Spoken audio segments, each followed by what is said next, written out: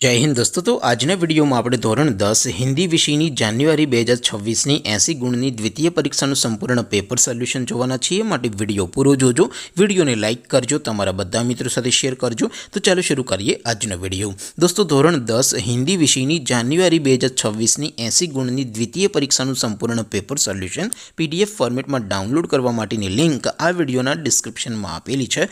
તેના પર ક્લિક કરીને તમે ક્વેશ્ચન પેપરની અને તેના સંપૂર્ણ પેપર સોલ્યુશનની બંને પીડીએફ ને સૌથી પહેલા ડાઉનલોડ કરી શકો છો। અથવા તો દોસ્તો પેપર સોલ્યુશનની પીડીએફ ડાઉનલોડ કરવા માટે તમારે ગૂગલ ઉપર સર્ચ કરવાનું છે www.mygkguru.in। આ વેબસાઇટ તમે સર્ચ કરશો એટલે જે પહેલી લિંક આવશે એના ઉપર તમારે ક્લિક કરવાનું છે। જેવું ક્લિક કરશો એટલે સોલ્યુશન માટેની mygkguru.in આ વેબસાઇટ ઓપન થઈ જશે।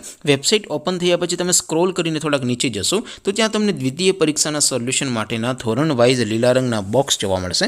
દોસ્તો અહીંથી તમે કોઈ પણ ધોરણની બધા જ વિષયોની દ્વિતીય પરીક્ષાના ક્વેશ્ચન પેપર અને તેના સંપૂર્ણ પેપર સોલ્યુશનની પીડીએફને સૌથી પહેલાં ડાઉનલોડ કરી શકો છો। જેમ કે દોસ્તો અત્યારે હું ધોરણ 10 માટે STD 10 વાળા બીજા બોક્સ ઉપર ક્લિક કરીશ। જેવું ક્લિક કરશો એટલે નવું પેજ ઓપન થશે। નવું પેજ ઓપન થાય એમાં તમે સ્ક્રોલ કરીને થોડાક નીચે જશો તો ત્યાં તમને STD 10 પેપર સોલ્યુશન 2026નું એક બોક્સ જોવા મળશે। જેમાં દોસ્તો નીચે લખેલું છે STD 10 હિન્દી પેપર, તેની સામે ડાઉનલોડ બટન છે તો એ ડાઉનલોડ ઉપર ક્લિક કરશો તો ધોરણ 10 હિન્દી વિષયની દ્વિતીય પરીક્ષાનું પ્રશ્નપત્ર પીડીએફ ફોર્મેટમાં ડાઉનલોડ થઈ જશે। તેની નીચે લખેલું છે STD 10 હિન્દી સોલ્યુશન, તેની સામે પણ ડાઉનલોડ બટન છે તો એ ડાઉનલોડ ઉપર ક્લિક કરશો તો ધોરણ 10 હિન્દી વિષયની દ્વિતીય પરીક્ષાનું સંપૂર્ણ પેપર સોલ્યુશન પીડીએફ ફોર્મેટમાં ડાઉનલોડ થઈ જશે।